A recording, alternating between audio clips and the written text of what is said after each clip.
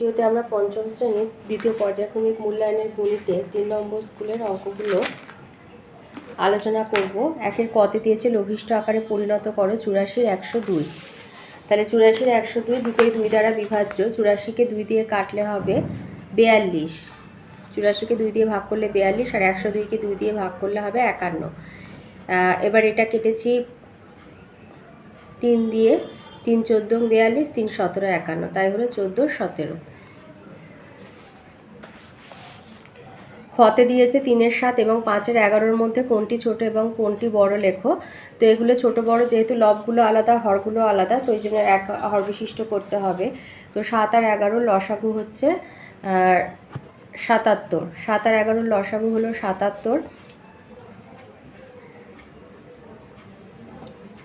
তাই একই হর বিশিষ্ট করে পেলাম 33-এর 77 আর হচ্ছে 35-এর 77। তাহলে ছোট হচ্ছে 33-এর 77 হলো ছোট আর 35-এর 77 বড়। তাহলে বড় হচ্ছে 5-এর 11, ছোট হলো 3-এর 7।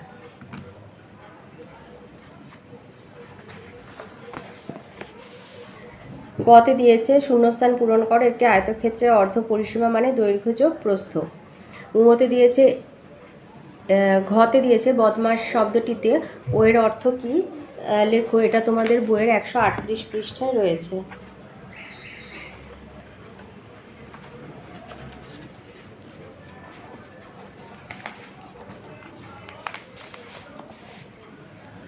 ও এর অর্থ অফ বা এর, বন্ধনীর পর এর কাজ করি, এর অর্থ হলো গুণ।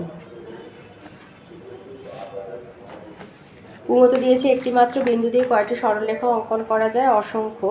চতে দিয়েছে সরলরেখা এবং রশ্মির মধ্যে একটি পার্থক্য লেখো। এটা তোমাদের বইয়ের 171 পাতায় রয়েছে। সরলরেখা এবং রশ্মির লিখবে সরলরেখার প্রান্তবিন্দু নেই, রশ্মির একদিকে একটি প্রান্তবিন্দু আছে অন্যদিকে প্রান্তবিন্দু নেই।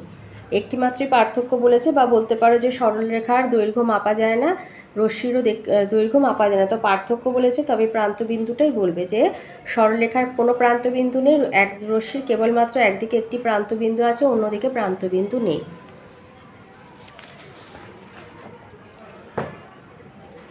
দুইয়ের কতে দিয়েছে স্থানীয় মানে বিস্তার করে লেখো। তো 900 যোগ 5 যোগ 5-এর 10 যোগ 4-এর 100 যোগ 1-এর 1000। খ দিয়েছে ছোট থেকে বড় সাজাও। তো এগুলোর আমরা পূর্ণ সংখ্যাগুলো দেখেই ছোট থেকে বড় সাজাতে পারি। সব থেকে ছোট হচ্ছে 200.001, তার থেকে বড় 201.201 আর সবার বড় 202.003।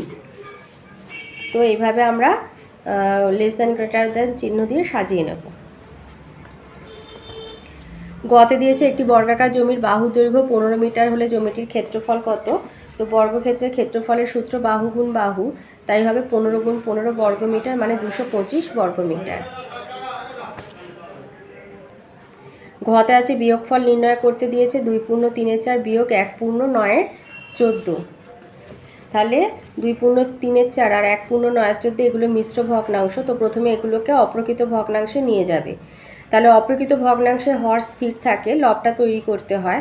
তাহলে পূর্ণ সংখ্যার হর গুণ করে তার সাথে লব যোগ করতে হয়। তাহলে 4 দুগুণে 8 আর 3 হলো 11, 14 আর 1 14 আর 9 যোগ করে হচ্ছে 23। তাহলে 11 4 আর 23-এর 24, এই 24 না 14, 23-এর 14, 11 4 আর 23-এর 14, 4 আর আচ্ছা এটা একটু ভুল হয়ে গেছে, এটা 14 হবে, 24 লেখা হয়ে গেছে। তো 4 আর 14 লসাগু হচ্ছে 28। তাহলে এখানে হর হচ্ছে 4, তো 4 বাদ দিলে 7, তাই 11 গুণ 7। আর এখানে হবে 23 গুণ 2। তাহলে 77 থেকে 46 বিয়োগ দিলে হবে 31-এর 28 আর হবে এটা অপ্রকৃত, এখান থেকে মিশ্র হয়ে গেলে 1 পূর্ণ 3-এর 28। উমতে দিয়েছে শূন্যস্থান পূরণ, সমমানের বা সমতুল্য ভগ্নাংশ লিখতে দিয়েছে। 8 দুগুণে 16, তাই এখানে হবে 11 দুগুণে 22। এটা আছে 11 5-এ 55, 8 5-এ 40। এটা হবে 8 8-এ 64, 11 8-এ 88, 9 11 99, 8 9 72। 3-এর কতে দিয়েছে একটি বাঁশের 2-এর 3 অংশ লাল, 1-এর 3 অংশ সবুজ আর 8-এর 39 অংশ হলুদ রং করা হয়েছে। তাহলে কত অংশ রং করা বাকি আছে।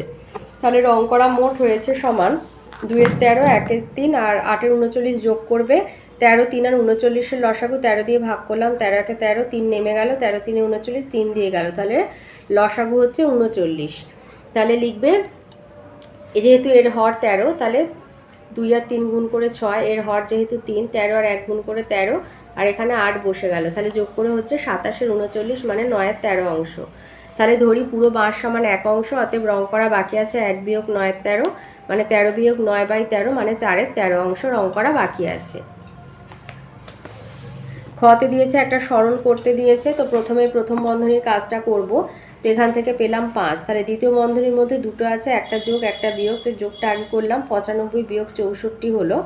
তো সেখান থেকে বেরোলো 31 গুণ 14, গুণের কাজটা আগে করব, গুণ করে হলো 434, 434 আর 36 যোগ করে হচ্ছে 470, আর 720টাকে নামিয়ে আনবে, 720 থেকে 470 বিয়োগ দিলে হয় 250।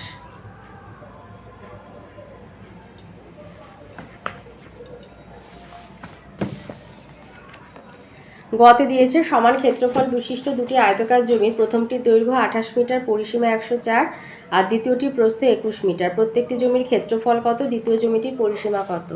প্রথম জমির ক্ষেত্রফল সমান হচ্ছে দ্বিতীয় জমির ক্ষেত্রফল, তাহলে প্রথম জমির দৈর্ঘ্য 28 মিটার, পরিসীমা 104 মিটার, তাহলে প্রথম জমির অর্ধ পরিসীমা 104 মিটার ভাজিতক 2 মানে 52 মিটার।